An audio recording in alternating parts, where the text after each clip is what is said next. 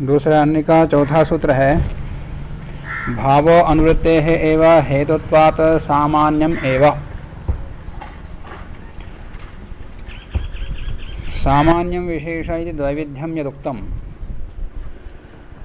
जाति सामान्य भी है विशेष भी है, दो प्रकार से कहा है। उसकी उत्पत्ति कहते हैं भाव ही थी। भाव माने सत्ता, भाव माने सत्ता माने परसामान्य। सत्ता को भाव भी कहते हैं, परसामान्य कहते हैं, व्यापक सामान्य भी कह सकते हैं और द्रव्यादि त्रिकवृत्ति भी कहते हैं। द्रव्यादि त्रिकवृत्ति मतलब द्रव्य गुण कर्म तीनों में ही रहने वाली कौन सत्ता ही है। अर्थ भी कहा जाता उसी को, क्योंकि वो भी इन्हीं तीनों में रहता। तो भाव में सत्ता, अनुवृत्ते है एवं हेतु माने सब में सादृश्य दिखाई देता, अनुवृत्ति ही है। अनुवृत्ति है एवं हेतु, अनुवृत्ति का ही अनुगम का ही हेतु है, न तो व्यावृत्ते है, व्यावृत्ति का हेतु नहीं है, न तो व्यावृत्ते है अभी हेतु, व्यावृत्ति के व्यावर्तक का हेतु नहीं है। तथा च विशेष संज्ञा न लभते, जो भाव होता है सत्ता परसामान्य होता है वो विशेष संज्ञा को प्राप्त नहीं कर, उससे बढ़कर कोई जाति है ही नहीं। विवृत्तिकार कहते हैं कि अनुवृत्ते है अधिक देश वृत्तित्व बुद्धे है हेतुत्वात्। अनुवृत्ते है मतलब अधिक देश वृत्ति बुद्धि हेतु होने कारण से वो अनुवृत्ति का हेतु है। एवकार से क्या अनुवृत्ते है, एवा से क्या कर दिया, एवकारेण अल्पदेश वृत्तित्व बुद्धि विवच्छेद, माने अल्पदेश में रहने वाला नहीं है वो। अल्पदेश में रहने का तात्पर्य है उससे बढ़कर कोई है, उससे अधिक देश वृत्ति में रहने वाला। तादृश बुद्धिस्तु सत्ता द्रव्यत्वाद्यपेक्षया अधिक देश वृत्ति ही त्यागारिका। तैसा प्रत्यक्षात्मिकायाः हेतुत्वं सत्तायां विषय मुद्रया तथा च सत्तायां वशिदपि। सामान्य द्रव्यत्वं गुणत्वं क्रमत्वं च सामान्यानि विशेषाश्च। अभी सत्ता के विषय में बताने के बाद उसकी अगली जाति आती है द्रव्यत्वं गुणत्वं क्रमत्वं। ये तीन कैसे हैं, सामान्य भी हैं विशेष भी हैं। विशेष कैसे, जो द्रव्यत्व जाती है वो गुणत्व कर्मत्व नहीं है, गुणत्व द्रव्यत्व कर्मत्व नहीं है, कर्मत्व द्रव्यत्व गुणत्व नहीं है, यही है। और सामान्य क्या ऐसे, द्रव्यत्व सभी 9 द्रव्यों में है और गुणत्व 24 प्रकार गुणों में है, कर्म 5 प्रकार कर्मों में है, ये सामान्य भी है। तो इसे सामान्य भी हैं विशेष भी हैं।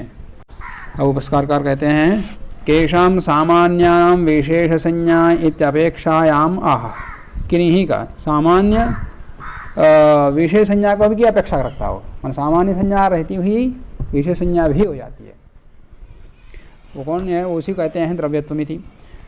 चकार से क्या होता है, द्रव्यत्वम गुणत्वम कर्मत्वम चा, इसका अर्थ में और भी कोई है सामान्य विशेष वाले। तो चकारा है पृथ्वीत्वादिनी, तो पृथ्वीत्व सामान्य भी है विशेष। पृथ्वी में सभी पदार्थों में पृथ्वीत्व रहता है, ये सामान्य है। पद जल नहीं है, वायु नहीं है, अग्नि नहीं है, इस प्रकार से देखें तो विशेष भी है, उनका व्यावर्तक भी है और सजातीय उनका ग्राहक भी है। तो चकारा है पृथ्वीत्वादीनी द्रव्यगत जाति, ये द्रव्यगत जाति है पृथ्वीत्वादि। और रूपत्वादीनी गुणगत जाति, रूपत्वादि गुणगत जाति, रूप रसगंधादि ये सारे गुणों में रहने वाली जाति। उत्क्षेपणत्वादीनी कर्मगत जाति, ये कर्मगत जाति हैं, कर्मत्व में रहने वाली जाति। समुच्चिनोति थी। द्रव्यत्वम इत्यादौ असमासः परस्परम व्याप्य व्यापक भावाभाव सूचनार्थः। तो द्रव्यत्व गुणत्व कर्मत्वानि सामान्यानि विशेषाश्च ऐसा कर देते हैं। उसके जो विशेषण हैं वो तो सामान्यानि विशेषाश्च बहुवचन निर्देश कर दिया, तो इसको भी समस्त पद कर देते द्रव्यत्व गुणत्व कर्मत्वानि। ऐसा क्यों नहीं किया, वो इसलिए नहीं किया कि परस्परम व्याप्य व्यापक अभाव सूचनार्थम, इनमें कोई व्याप्य अभाव नहीं है, मैंने द्रव्यत्व व्याप्य गुणत्व या गुणत्व व्याप्य द्रव्यत्व या द्रव्यत्व व्याप्य कर्मत्व, इस प्रकार का कोई इनके बीच में व्याप्य अभाव नहीं है। जैसे द्रवत्व व्याप्य पृथ्वी, गुणत्व जाति से वृत्ति हो व्याप्य रूपत्वादि, पर इनमें परस्पर नहीं है। सामान्यानि विशेषाश्च, फिर इनमें समास क्यों नहीं किया? सामान्यानि विशेषाश्च इत्यत्र असमासः सामान्यत्वे सति एव विशेषत्वं यथा ज्ञायते तदर्थम। मन सामान्य होता हुआ विशेष संज्ञा भी होती है। यदि समास पद करते सामान्यों का विशेष, ऐसा अर्थ निकलता। मैं सामान्य रहना अनिवार्य नहीं है, जो सामान्य है उनकी विशेष संज्ञा होती है। तो सामान्य संबंधी विशेष संज्ञा होती है, ऐसा अर्थ निकल सकता है। ऐसा ना हो, सामान्य होते हुए विशेष संज्ञा भी है, ये अर्थ निकाल के वहाँ समास नहीं किया। अन्यथा ऐसा असमस्त समास नहीं पढ़ते, समस्त पद पढ़ते सामान्य विशेषाः इति षष्ठी समास भ्रमः स्यात्। तो सामान्य संबंधी विशेष ऐसा निकलता, सामान्य रहना अनिवार्य नहीं रहता। तथा च सामान्यत्वे सति विशेषत्व न प्रतीयत। यदि षष्ठी समास होता तो सामान्यत्व के रहने पर विशेषत्व ये इस अर्थ की प्रतीति नहीं होती। ननु द्रव्याकारानुगतम अनुगतमति साक्षिकम न द्रव्यत्वम। अब आक्षेप कर रहे हैं, पृथिव्यादौ कथंचित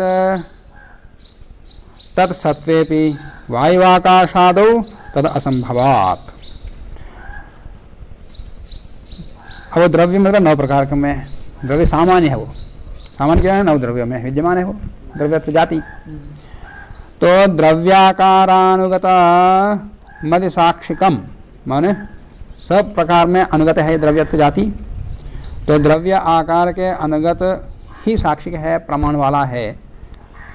प्रमाण वाला नहीं है द्रव्यत्व, सभी में समान रूप से जाने जाने वाला प्रामाणिक जाति नहीं है। कौन? द्रव्यत्व। क्यों?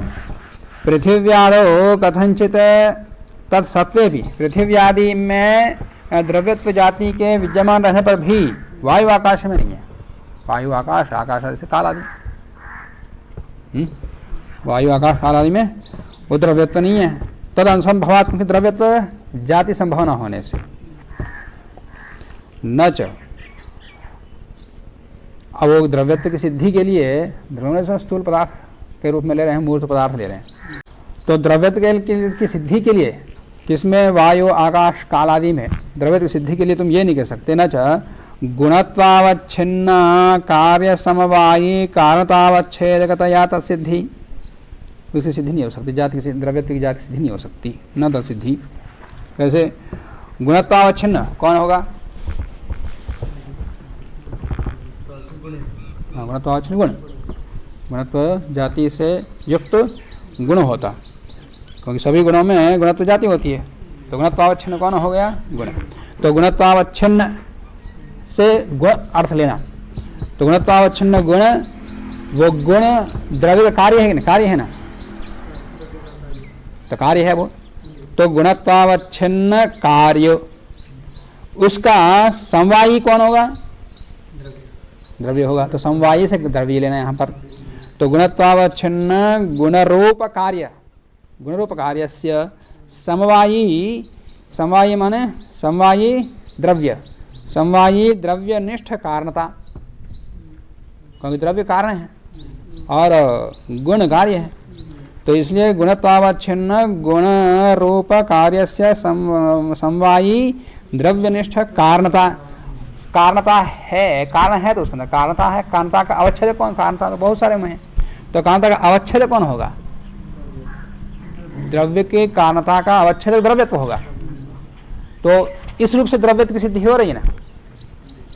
आकाश, आकाश शब्द गुण है, तो शब्द का गुण है तो गुण कार्य है, तो कार्य है तो तद निरूपक कार्यता निरूपक कार्य कारणता आकाश में है। तो आकाश का उस कारणता का अवच्छेद कौन होगा? द्रव्यत्व। तो कारणता का अवच्छेद के रूप में द्रव्यत्व की सिद्धि हो जाएगी, तुम ये नहीं कह सकते। ये आक्षेप कर रहे हैं। कारणतावच्छेदकतया उस रूप से तद सिद्धि ना, उसकी सिद्धि द्रव्यत्व की सिद्धि नहीं हो सकती। नित्यानित्य वृत्तितया गुणत्वस्य कार्यतानच्छेदकत्वात्। ये ऐसा है, शब्द नित्य है, आकाश तो नित्य है। नित्यानित्य वृत्तितया, द्रव्यत्व जाति नित्य पदार्थों में भी है, अनित्य पदार्थों में भी है। पृथ्वी आदि कुछ अनित्य पदार्थ हैं और आकाश आदि नित्य पदार्थ हैं, तो दोनों में रहने वाला। तो नित्यानित्य वृत्तितया, नित्यानित्य गुण, नित्य जो नित्य गुण है या अनित्य, नित्य पदार्थ में रहने वाला गुण नित्य, अनित्य पदार्थ में रहने वाला गुण अनित्य। तो नित्यानित्य जो गुण है, गुण में रहने वाली गुण कार्य है, तो कार्यता गुण में है, गुण कार्य है, तो कार्य है तो उसके अंदर कार्यता होगी, तो गुणवृत्ति कार्यता, गुणनिष्ठ कार्यता। तो नित्यानित्य गुणवृत्तितया गुणत्वस्य,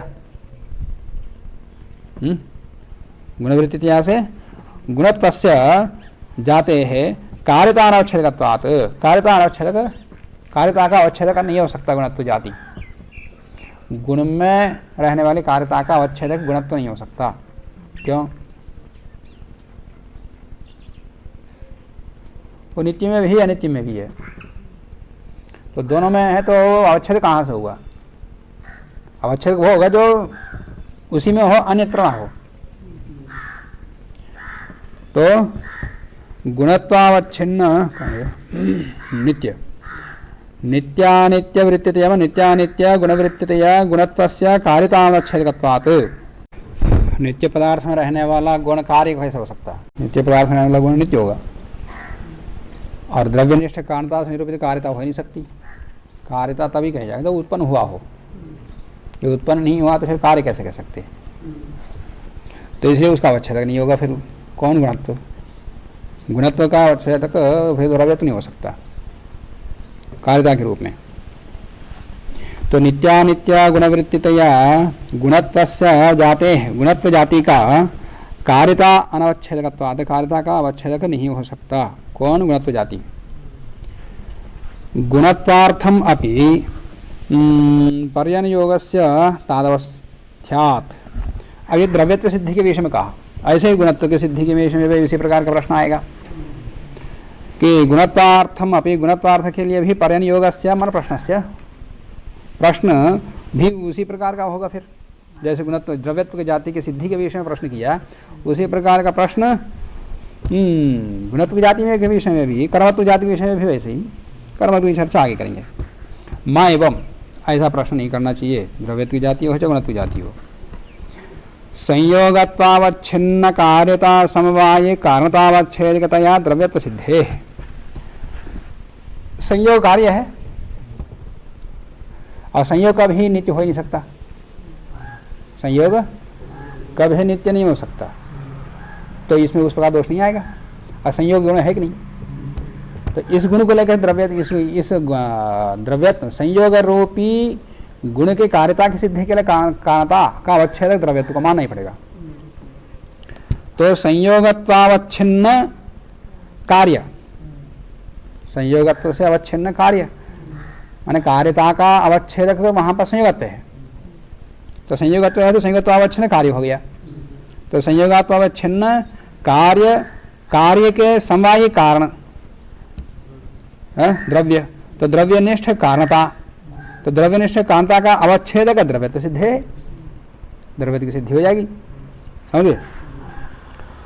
साही न पृथ्वीत्या न सही न पृथ्वीत्वाद्या अवच्छेद्या, वो पृथ्वीत्व आदि से अवच्छेद्य नहीं है। वो कौन? वो द्रव्यत्व सिद्धि। द्रव्यत्व सिद्धि नहीं, कौन है? द्रव्यत्व ही है वहां पर, पृथ्वीत्व नहीं है। कारणता का अवच्छेदक वहां पर द्रव्यत्व ही है, पृथ्वीत्व आदि नहीं है वहां पर।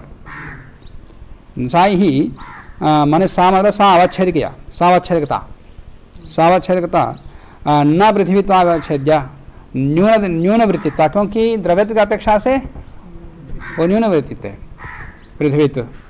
नापि सत्तावच्छेद्या अधिका वृत्तित्व, असत्ता, सत्ता को भी नहीं ले सकते अवच्छेद के रूप में, क्यों? अधिक देश वृत्ति है। अवश्यम ही अवच्छेदकेन भवितव्यम। जब पृथ्वीत्व नहीं हो, पृथ्वीत्व आदि नहीं हो सकता, पृथ्वीत्व जलत्व वायुत्व आदि नहीं हो सकते, और न ही अधिक देश वृत्ति वाले सत्ता भी नहीं हो सकती अवच्छेदकता रूप में, फिर कोई ना कोई अवच्छेदकता के रूप में कोई ना कोई चाहिए। तो अवश्यम ही अवच्छेदकेन भवितव्यम, तो फिर वो कौन होगा? द्रव्यति ही है, अन्यथा आकस्मिकता आपत्ति है। तो संयोग जो है, संयोगभूत कार्य आकस्मिक मानना पड़ेगा। बिना अवच्छेदक ही सिद्ध कार्य सिद्ध हो जाता है, तो द्रव्य में क्यों मानते, फिर गुण कर्म क्यों नहीं मानते? बिना अवच्छेदक के ही यदि संयोग रूप कार्य निष्पन्न हो जाता, संपन्न हो जाता है, तो द्रव्य में ही क्यों मानते हो, गुण कर्म क्यों नहीं? गुण कर्म ना होकर द्रव्य में ही होता तो आकस्मिक मानना पड़ेगा, पर ये नहीं हो सकता, अन्यथा आकस्मिकता आपत्ति है। तत्र परमाणुषु द्वणु का असमवाय कारणवत्तया, और संयोग की सिद्धि कर रहे हैं। परमाणुओं में जो संयोग होता है, तत्र परमाणुषु द्वणुक बना है, तो द्वणुक रूपी कार्य का समवाय कारण कौन है?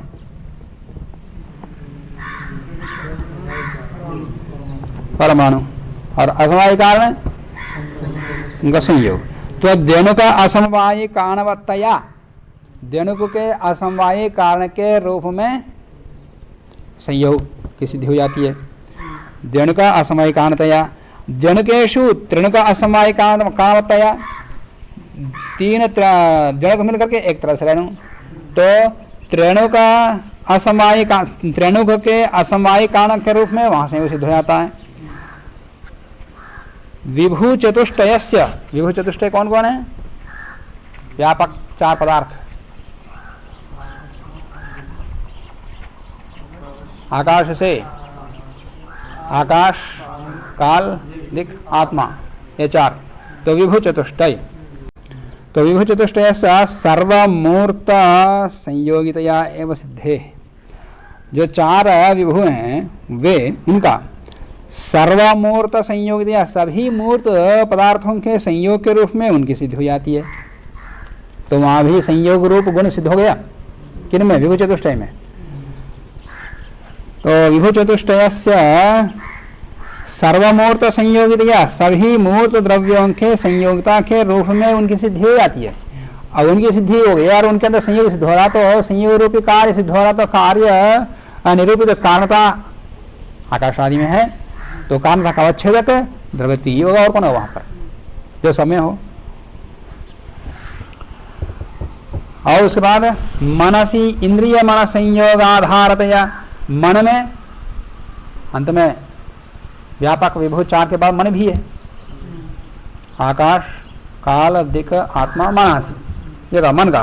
तो मन में मनसी, मन में इंद्रिय और मन का संयोग वहां भी है, तो कार्य वहां भी है। इंद्रिय मन संयोग या मन आत्मा का संयोग, मन आत्मा, आत्मा मन का संयोग, इंद्रिय मन संयोग आधारतया, इस संयोग के आधारता के रूप में मन में वहां संयोग विद्यमान है। वायु में ये व्यापक से विभू से पहले क्या आ रहे हैं? आकाश से पहले अंतिम तक ले लिया, अब आकाश से पहले वायु, वायु में भी है संयोग रूपी कार्य। वायु तृणादि नोदनाश्रयतया, तृणादि को, वृक्ष आदियों को सबको हिलाता, हमको आदमियों को भी हिला देता है। तो तृणादि नोदनाश्रित, नोदन रूपी संयोग के आश्रय के रूप में प्रत्यक्ष द्रव्येषु, और उसके बाद प्रत्यक्ष द्रव्य, माने वायु से पहले के सब प्रत्यक्ष द्रव्य है। वायु तो अप्रत्यक्ष द्रव्य है, और प्रत्यक्ष जो द्रव्य है उसमें महत्व प्रत्यक्ष ही है, और संयोग और क्या? प्रत्यक्ष द्रव्येषु प्रत्यक्षतया संयोगाभ्युपगमस्य आवश्यकत्वात्, तो सभी द्रव्यों में संयोग तो अनिवार्य हो गया। तो संयोग रूपी गुण या संयोग, गुण रूपी संयोग जो कार्य है, उस कार्य की सिद्धि के लिए कारण होगा।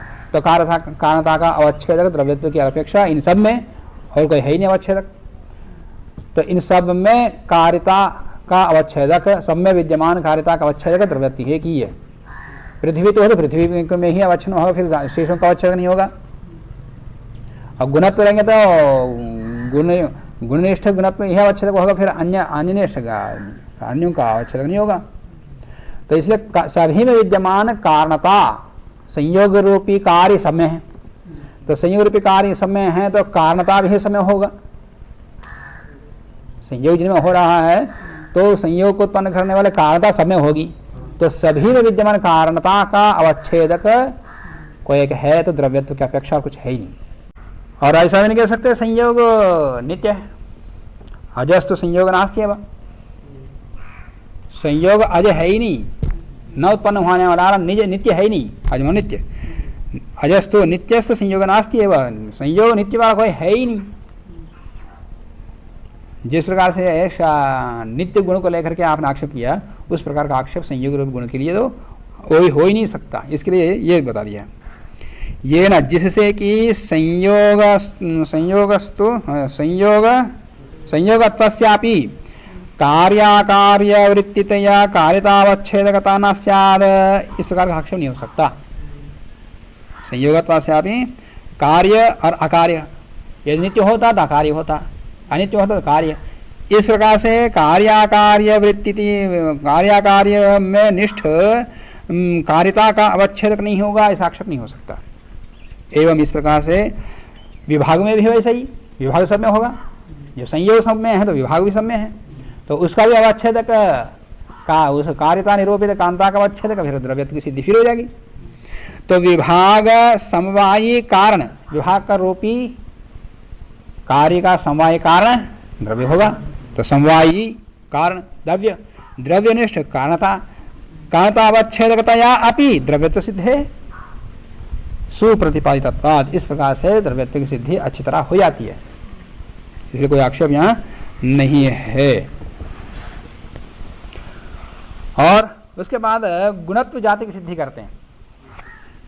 गुणत्वम तो संयोग विभाग समवायी कारणत्वा समवायी कारणत्व शून्य सामान्यवती यद कारणत्वं तद अवच्छेदकतया एव सिद्धम इति उक्तत्वात्। ये तो कह चुके हैं। क्या गुणत्वम तो संयोग विभाग समवायी कौन होगा?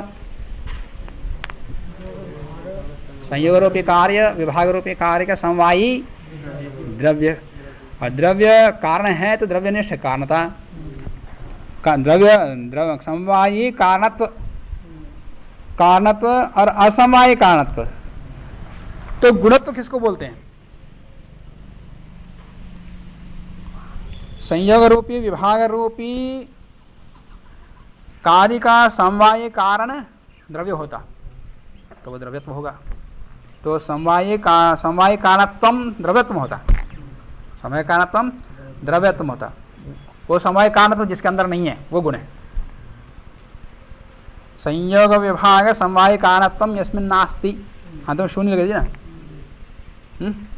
और असमय कारण भी नहीं होना चाहिए। असमय कारण कौन? तो संयोग का असमय कारण कौन होगा? संयोग का समवाय कारण द्रव्य होता, जिनमें संयोग हो रहा है या विभाग हो रहा है। तो संयोग का विभाग का समय कारण द्रव्य होता, और असमय कारण असमय परमाणु द्रव्य है।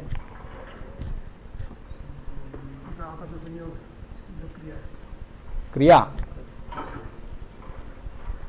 पहले आ चुका। संयोग विभाग का कारण क्रिया, क्रिया किसी का कारण बनती है, कर्म किसी कारण बनता है तो संयोग विभाग का ही बनता। और किसे बनता?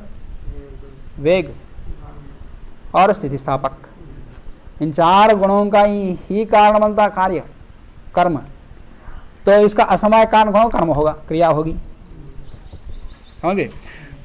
तो गुणत्व जाति वो है संयोग विभाग रूपी कार्य का जो समय कारणत्व ना हो और असमय कारणत्व भी ना हो। तो समय कारणत्व शून्य कह करके द्रव्यत्व को निषेध कर दिया, और असमय कारण शून्य कह करके कर्मत्व को निषेध कर दिया। अब बचा कौन? गुणत्व है। संयोग विभाग समवाय कारणत्व असमवाय कारणत्व शून्य सती सामान्यवती, इन दो इनको छोड़ करके जो सामान्य वाला, सामान्य माने जाति वाला, वो जाति कौन है? गुणत्वम।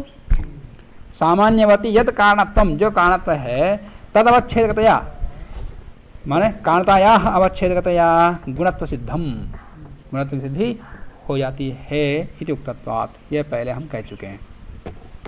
समझ गए पंक्ति को? कर्मत्वम अपि, अब कर्मत्व की सिद्धि करते हैं। कर्मत्वम अपि प्रत्यक्ष द्रव्येषु चलती थी, प्रत्यक्ष साक्ष्यम, चलती गच्छति आगच्छति आदि से तो सब प्रत्यक्ष सिद्धि है, सिर्फ सिद्धि करने की आवश्यकता ही नहीं है। और मैंने प्रत्यक्ष द्रव्यों में जो कर्म है वहां देखा सभी में कर्मत्व की सिद्धि प्रत्यक्षता हो रही है, उसको अलग से करने की आवश्यकता नहीं पड़ा। अप्रत्यक्षों में अन्यत्र, अन्यत्र माने अप्रत्यक्ष द्रव्य जो आकाश आदि हैं उनमें कर्मत्व की सिद्धि कैसे होगी? तो अन्यत्र तो संयोग विभागानुमेयम संयोग विभाग उभय समवाये कारणतावच्छेदकतया अपि कर्मत्व सिद्धेः आवश्यकत्वात्। कर्म सदा द्रव्यमयी है, तो द्रव्यमयी ही कर्म रहता है। तो जो प्रत्यक्ष भूत द्रव्य कौन? पृथ्वी, आप, तेज, बस इतने। और आप वायु अप्रत्यक्ष है पर उसका कार्य दिखता है, वो भी अप्रत्यक्ष। अप्रत्यक्ष में आकाश आदि क्यों, वायु को भी ले सकते। तो उन अप्रत्यक्ष भूत द्रव्यों में क्रिया का आश्रय तो दिखना चाहिए ना, तो वहां पर क्रिया का अनुमान कैसे करेंगे? वो प्रत्यक्ष तो है ही नहीं। जहाँ प्रत्यक्ष में अनुमान करने की आवश्यकता है, जहाँ नहीं कर्म दिखाई नहीं दे रहा है वहां तो अनुमान करना पड़ेगा। तो अप्रत्यक्ष भूत द्रव्यों में क्रिया की सिद्धि ये बता रहे हैं, अनुमान कर रहे हैं। अन्यत्र तो संयोग विभाग, संयोग विभाग तो अप्रत्यक्ष में रहता है, यह बता दिया अभी। आकाश आदि अमूर्त द्रव्यों में, अप्रत्यक्ष द्रव्यों में भी संयोग विभाग रहता है, और संयोग मूर्त द्रव्यों में तो रहता ही रहता, बता दिया। तो संयोग विभाग से अनमेयम, अनमेय है कौन? कर्मत्व, जाति, कर्मत्वम। संयोग विभाग उभय समवायी कारणतावच्छेदकतया अपि कर्मत्व सिद्धे। तो संयोग विभाग रूपी कार्य वायु आकाश आदि में सब में अमूर्त द्रव्य में होता। तो ये संयोग विभाग होते हैं तो उनके द्वारा क्रिया होगी, असमवाय कारण होगा तब तो संयोग विभाग रूपी कार्य होगा। समवाय कारण तो वायु आकाश आदि हैं, और उसका असमवाय कारण जब तक नहीं होता तब क्रिया नहीं हो सकता, तब तक वो गुण उत्पन्न नहीं हो सकता, संयोग विभाग रूपी गुण उत्पन्न नहीं हो सकता। तो असमवाय कारण को वहां रहना पड़ेगा। वहां तो असमवाय कारण कौन है? वहां पर समवाय कारण के रूप में द्रव्य की सिद्धि हो जाती है, असमवाय कारण के रूप में क्रिया की सिद्धि हो जाएगी। संयोग रूपी विभाग रूपी गुण की सिद्धि के लिए द्रव्यत्व की सिद्धि पीछे किया था समवाय कारण के रूप में। असमवाय कारण को भी कोई ना कोई रहना चाहिए, तब तक क्रिया गुण की उत्पत्ति नहीं हो सकती। इसलिए असमवाय कारण के रूप में कर्मत्व सिद्धि आवश्यक है। संयोग विभाग उभय असमवायी कारणता अवच्छेद के रूप में कर्मत्व सिद्धि आवश्यकता। अतएव इसलिए तो आदित्यस्य अनुमान का प्रकार बता रहे हैं। आदित्यस्य देशांतर प्राप्त्या गत्यनुमानम। आदित्य पूर्व से लेकर के पश्चिम तक कैसे चला गया, कैसे पता लगा उसकी गति? किसने देखा उसकी गति को? अनुमान करते। एक ही आदमी पूर्व काल में यहाँ देखा, मध्याह्न में ऊपर देख रहा है, और सायंकाल को इधर डूबता हुआ देखा, तो इसे क्या हो गया? सूर्य में गति का अनुमान कर रहे हैं। सूर्य में गति का अनुमान करते हैं या पृथ्वी में करना चाहिए? पृथ्वी में गति होती है। व्यवहार में जैसा दिखता वैसा बोलते, इससे लोग निष्कर्ष क्या निकालते हैं? पहले के लोग बड़े भ्रमित थे, अज्ञानी थे, वो समझते थे कि पृथ्वी स्थिर है और बीच में केंद्र में और सूर्य आदि सभी घूमते हैं। ऐसा कल्पना किया लोगों ने, अवैज्ञानिक ऐसा आक्षेप करते। ऐसा ही नहीं, यदि ऐसा है तो आज भी बड़े से बड़ा वैज्ञानिक क्यों ना हो, दिल्ली आगे बोलता है। इतने मूर्ख है कि दिल्ली थोड़ी आई, दिल्ली के पास ये गया। ऐसा वैज्ञानिक को बोले तो, जिसको अपना बुद्धिमान मान रहा है उसको बोले तो व्यवहार की भाषा अलग होती है, तात्पर्य वही होता है। तो सूर्य में गति का अनुमान होता है। सूर्य में गति का अनुमान तात्पर्य है पृथ्वी के कारण से, पृथ्वी घूम रही है तो पृथ्वी की गति सिद्ध हो जाती है। तो गति जो प्रत्यक्ष दिखाई दे रहा है सूर्य घूमता हुआ। जाने में बैठने के बाद पर्वत, पहाड़, पेड़ आदि सब पीछे जाते हुए, मकान सब पीछे जाते हुए दिखाई देते, तो वैसे ये भी है। पृथ्वी के ऊपर हम चल रहे हैं, पृथ्वी चलने के कारण से, पृथ्वी गति के कारण से सूर्य आदि सब घूम रहे हैं, यह पता लगता है। तो वो अनुमान यहाँ की जा रहा। अतः एवं आदित्य से देशांतर प्राप्त्या गत्यनुमानम, उसी के प्रकार बता रहे हैं। तत्र च, उस अनुमान में देशांतरस्य आकाशादेः अतीन्द्रियगत्वे सति, अतीन्द्रियगत्वे अपि माने देशांतरस्य आकाशादेः। अब आकाश में देश, आकाश ही प्रत्यक्ष बुद्ध द्रव्य नहीं है, पदार्थ नहीं है, तो वही प्रत्यक्ष नहीं है, उसके अंदर गति, देश, आकाश ही अप्रत्यक्षभूत है। और उसका देश कहाँ से प्रत्यक्षभूत होगा?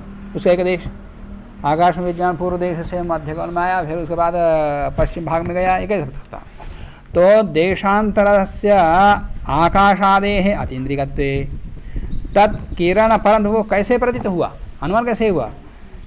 किरण संयोग विभागयोः तन्मंडलेन प्रत्यक्षत्व। हाँ, किरणों का संयोग कभी यहाँ है, फिर तीव्र है और फिर मंद हो गया, तो किरणों के संयोग से, और जो सूर्योदय होने से पहले किरणों का संयोग नहीं था, और फिर शाम को सूर्योदय का किरण समाप्त, सूर्योदय का संयोग समाप्त हो रहा है, तो इसे पता लगा कि संयोग विभाग रूपी क्रिया हो रही है।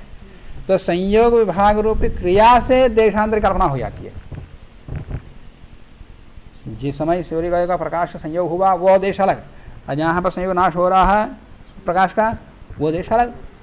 तो आकाश में देशांतर कल्पना भले ही है अप्रत्यक्षभूत हो, परंतु संयोग विभाग रूपी कार्य तो प्रत्यक्षभूत है, इससे तो अनुमान तो कर सकते, देशांतर कल्पना हो जाती। देशांतर कल्पना होने के कारण से आदित्य इस देश से उस देश में चला गया, ऐसा अनुमान होता है। आकाश में खड़े होकर के कल्पना करो, सूर्य में जहाँ आसपास कोई ग्रह है, आकाश में खड़े होकर के ये पूरा स्थान है, उधर है, कल्पना कर सकते, कुछ दिखता ही नहीं। पृथ्वी में खड़े हैं तो कल्पना कर सकते हैं कि जहाँ यहाँ से पृथ्वी में खड़े तो भी कैसे होगी, सूर्य का प्रकाश आते ही ये पूर्व हो गया, सूर्य का प्रकाश डूब रहा है तो ये पश्चिम हो गया। तो किरण के संयोग विभाग से तत्किरण संयोग विभागयोः तन्मंडलेन, उस मंडल से संयोग माने किरणों के समुदाय से प्रत्यक्षत्वात्, संयोग विभाग प्रत्यक्ष होने के कारण से, तथा उस संयोग विभाग रूप क्रिया से ही गति अनुमानम, मैं आकाश के देशांतर कल्पना हो जाती है, उससे गति का अनुमान हो जाता है। गति अनुमानम देशांतर प्राप्तिमान आदित्य, आदित्य देशांतर प्राप्त हुआ ऐसा अनुमान होता।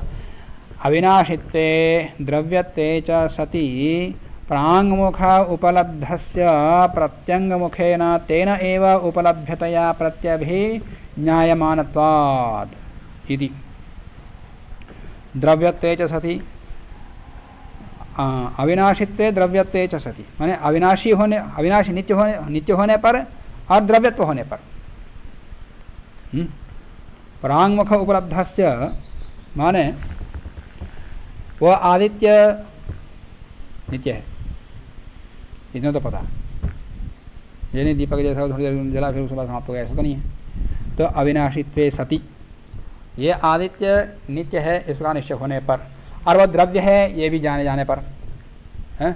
अविनाशित्वे द्रव्यत्वे च सति प्रांगमुख उपलब्धस्य, माने पूर्व दिशा में उपलब्ध आदित्य का प्रत्यंग मुखेन, प्रत्यंग मन पश्चिम भाग में, तेने वो उसी आदमी ने प्राप्त कर रहा है। पूर्व वाला आदित्य अलग है, पश्चिम वाला आदित्य अलग है, ऐसा भी नहीं है, क्योंकि वो नित्य है और वो एक द्रव्य है, कि कल्पित चीज नहीं है, सत्य है। तो सत्य है और अविनाशी है। तो पूर्व दिशा में देखा गया आदित्य जिसमें गति दिखाई नहीं दे रही थी, अब पश्चिम में आ गया, इससे अनुमान होता है कि उसमें गति है।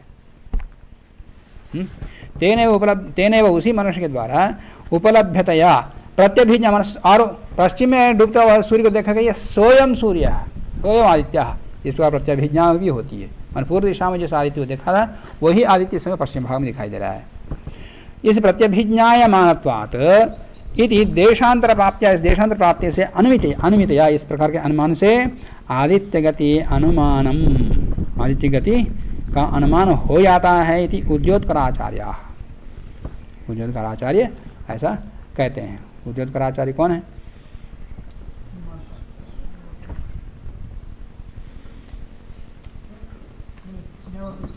हैं वात्स्यायन भाष्य के टीकाकार।